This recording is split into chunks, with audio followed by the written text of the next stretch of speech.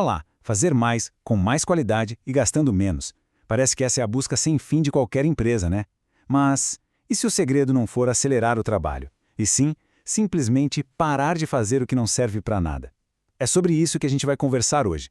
Vamos mergulhar num sistema genial que foi pensado exatamente para isso e descobrir qual é a peça fundamental que faz tudo isso funcionar de verdade. E para começar a nossa conversa, nada melhor que essa frase do Peter Drucker. Ela resume tudo, né?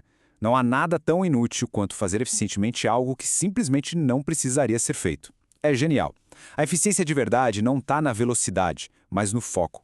É saber o que precisa ser feito e, mais importante ainda, ter a coragem de eliminar todo o resto. Essa ideia é a base de tudo que a gente vai desvendar aqui. Beleza, então qual era o grande problema? Bom, lá atrás, pioneiros como o pessoal da Toyota sacaram uma coisa. Não adiantava só tentar otimizar a linha de produção. Era preciso ir além. Era preciso declarar guerra a um inimigo que muitas vezes nem se enxerga, mas que é devastador: o desperdício. Pensa no iceberg. É uma analogia perfeita para o desperdício. O que a gente vê ali, boiando na superfície, sabe? Peças com defeito, sucata, isso é só a pontinha. O que afunda o navio da competitividade de verdade está escondido debaixo d'água. São custos gigantescos, o tempo de espera, aquele estoque absurdo parado no galpão, gente e máquina se movendo para lá e para cá sem necessidade. É aí, nessa parte submersa, que a verdadeira batalha pela eficiência é travada. E o Taishi Ono, que foi basicamente o arquiteto do sistema Toyota de produção, ele foi lá e mapeou esse inimigo. Ele dividiu o desperdício em 7 tipos bem claros. Coisas como superprodução, ou seja, produzir mais do que o necessário, o que acaba gerando aqueles estoques gigantescos. Ou o tempo de espera, máquinas, pessoas, tudo parado sem fazer nada. Tem também o transporte inútil, o processamento de coisas que nem precisavam, o excesso de movimento. Cada um desses é como um vazamento, sabe? Um vazamento que vai drenando os recursos da empresa. Então conhecer bem esses 7 vilões é o primeiro passo para começar a lutar contra eles. Ok. E qual foi a grande estratégia criada para combater esses desperdícios todos? Bom, não é só uma técnica, é uma filosofia inteira, uma forma de pensar revolucionária. A gente está falando do Just in Time, ou simplesmente JIT. E o conceito do JIT é de uma simplicidade que chega a ser genial. Nada é produzido antes da hora. Ponto. Cada pecinha, cada componente, cada produto só é feito no exato momento em que a próxima etapa do processo precisa dele. Nenhum minuto antes, nem uma unidade a mais. Isso vai direto na jugular, na raiz da maioria daqueles desperdícios que a gente acabou de ver. E aqui está a grande virada de chave do JIT. Ele inverte a lógica da produção de cabeça para baixo. O sistema tradicional, ele empurra. Cada setor produz o máximo que consegue e empurra para o próximo, sem se preocupar se o outro precisa ou não. O resultado? Estoques gigantes. Já o JIT, ele puxa. É a demanda lá na ponta do cliente que dá o sinal. Esse sinal puxa o que precisa da etapa anterior, que por sua vez puxa da anterior, e assim vai, como uma corrente. O fluxo de informação e de material é completamente ao contrário, vem do final para o começo. Tudo bem, a filosofia é linda, né? Mas como é que isso funciona na prática, lá no chão de fábrica? Uma filosofia precisa de uma ferramenta para se tornar realidade. E no caso do JIT, essa ferramenta tem nome: Kanban. O Kanban é tipo o sistema nervoso do JIT. É ele que manda os sinais para todo mundo de forma bem clara e simples. A melhor analogia é a do supermercado. Pensa bem, quando alguém pega o último pacote de café da prateleira, o que acontece? Aquele espaço vazio é o sinal de que precisa repor.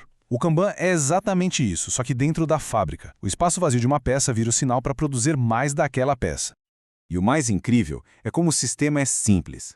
Funciona mais ou menos assim, ó. A linha de montagem usou todas as peças de uma caixa. Essa caixa vazia, junto com um cartãozinho, o tal do Kanban, vira a própria ordem de produção. Ela é enviada de volta para a etapa anterior com a mensagem: "Ei, pode produzir mais um lote pequeno disso aqui, porque a gente já vai precisar." É um ciclo, visual, simples e que controla o fluxo de um jeito super eficaz. Até aqui, tudo parece perfeito, né?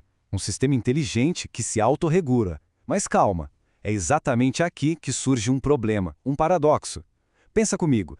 Se a gente vai produzir em lotes bem pequenos o tempo todo para não ter estoque, isso não acaba criando um problemão em outra área? Essa é a pergunta de $1 milhão.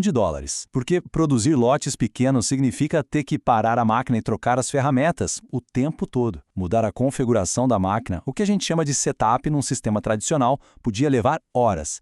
Imagina fazer isso várias vezes por dia. Todo o ganho que a gente teve eliminando o estoque iria por água abaixo com a máquina parada.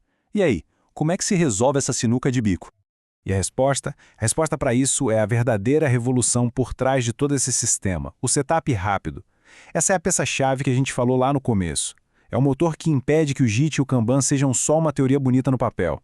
É a capacidade de reconfigurar uma máquina inteira em questão de minutos, não horas, minutos.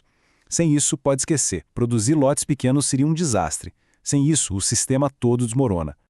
Pensa só na importância disso. É o setup rápido que faz com que produzir lotes pequenos seja viável, que vale a pena financeiramente. É ele que elimina aquele desperdício terrível do tempo de espera, da máquina parada. E o mais importante de tudo, é ele que dá para a empresa a agilidade, a flexibilidade para responder quase em tempo real ao que o mercado quer. Sem a capacidade de trocar o setup rapidinho, o sistema de puxar a produção não tem força. Ele engasga e para. Beleza. Agora que a gente viu todas as partes, vamos juntar esse quebra-cabeça e enxergar o quadro completo. Ver como tudo isso forma um sistema único, poderoso e super integrado. Olha só como o encaixe é perfeito. O Just-in-Time é a filosofia, é o porquê a gente está fazendo tudo isso, para acabar com o desperdício. O Kanban é a ferramenta, é o como a gente faz isso no dia a dia, o controle visual. E o setup rápido? O setup rápido é o que faz a mágica acontecer. É o facilitador, o que torna tudo isso possível na vida real. É o que garante a eficiência. Um não vive sem o outro. São como 3 engrenagens de um mesmo motor. Se uma falhar, o motor para. E quais são os resultados práticos disso tudo? É um ciclo virtuoso, um ciclo do bem. Menos grana empatada em estoque significa mais dinheiro em caixa para investir em outras coisas. Um fluxo de produção lisinho, sem interrupção, significa entregas muito mais rápidas para o cliente. E essa capacidade de se adaptar na velocidade da luz ao que o mercado pede, isso vira uma vantagem competitiva gigantesca. Mas atenção! Esse sistema não é algo que se implementa e pronto, acabou. Ele não é estático. Ele precisa ser alimentado, mantido vivo. E o combustível para isso é o Kaizen, a famosa melhoria contínua. É uma cultura, na verdade. A ideia de que todo mundo na empresa, do operador da máquina ao presidente, tem que estar o tempo todo de olho, procurando pequenas coisinhas para melhorar. Uma pequena melhoria aqui, outra ali, essa busca constante que sustenta os ganhos e faz o sistema ficar cada vez melhor com o tempo. E para fechar, tem uma frase do próprio Taishi Ono, que amarra tudo de forma brilhante. Ele disse que, no fim das contas, tudo o que estamos fazendo é olhar para a linha do tempo, e estamos reduzindo essa linha do tempo, removendo os desperdícios que não agregam valor. É simples assim. O objetivo final é sempre encurtar o tempo entre o pedido do cliente e a entrega do produto. E como se faz isso? Tirando tudo que é inútil do caminho. Essa é a essência de tudo. E a reflexão que fica é, se a gente olhar para a nossa própria rotina, para o nosso trabalho, quais são os desperdícios que estão ali, atrapalhando e que poderiam ser eliminados para a gente encurtar a nossa própria linha do tempo?